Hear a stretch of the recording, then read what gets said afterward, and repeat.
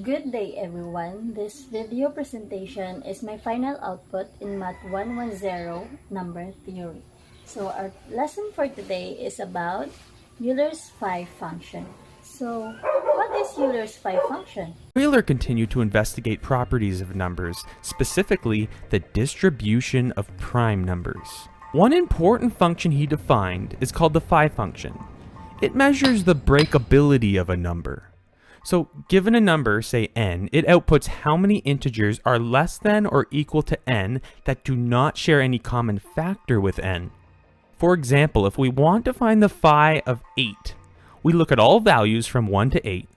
Then we count how many integers 8 does not share a factor greater than 1 with. Notice 6 is not counted because it shares a factor of 2, while 1, 3, 5, and 7 are all counted because they only share a factor of 1. Therefore, phi of 8 equals 4. So let's go to our main topic, which is Euler's phi function. So in computing Euler's phi function, we have conditions. First condition. So our first condition is if p is prime number, then the phi of p is p minus 1. So p here is our given number. For example, our given is a prime number. So let's compute the phi of 7. 7 is a prime number. So we simply subtract 1 from our given number. So 7 minus 1 is equals to 6.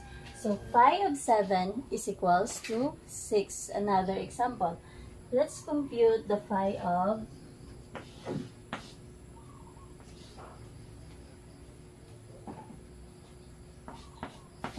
11. So simply subtract 1 from our given number, which is a prime number. So a phi of 11 is equals to 10. So let's go to our second condition.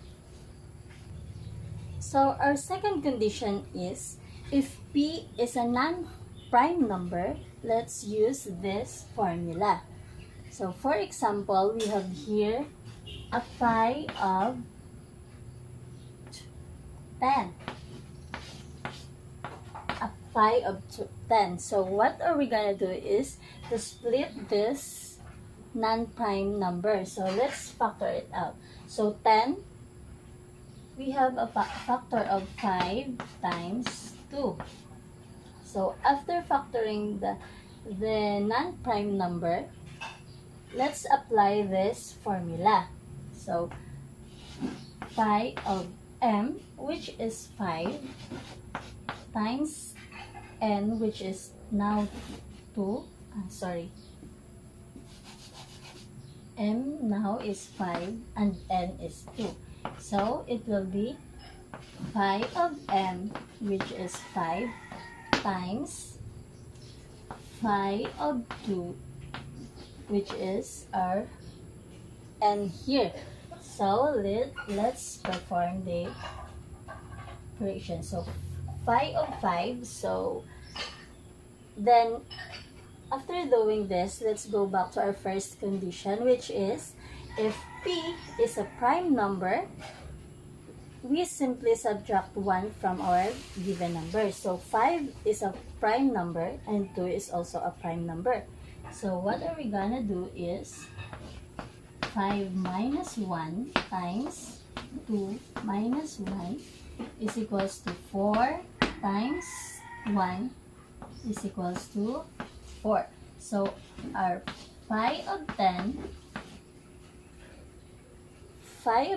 is equals to 4. So let's go to our third condition. So our third condition is phi of prime number raised to power, which is p raised to e, is equals to phi of p raised to e is equals to p raised to e minus p raised to e minus 1. So for example, let's compute the phi of 240. So 240 is a much bigger number.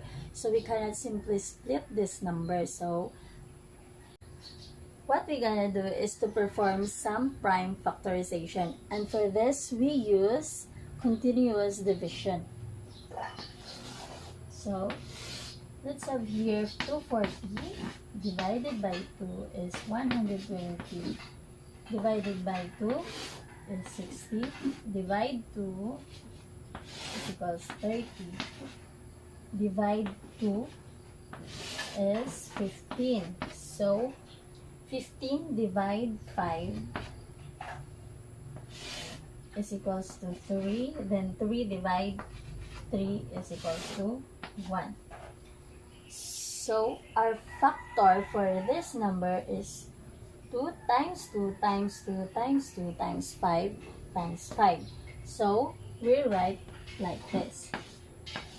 So, we write 2 raised to 4 because we have 2 in our factor. So, 2 raised to 4 times 5 raised to 1 times 3 raised to 1.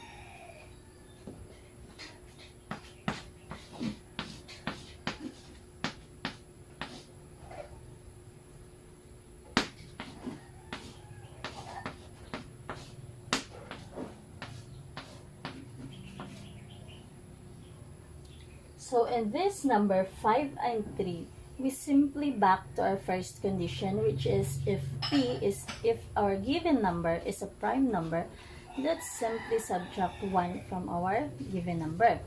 So how about this? Can we get this in doing the first condition? No. So in this condition, we use the third one, which is if p raised to power, which is p8, then we calculate the phi of this number by p raised to e minus p raised to e minus 1.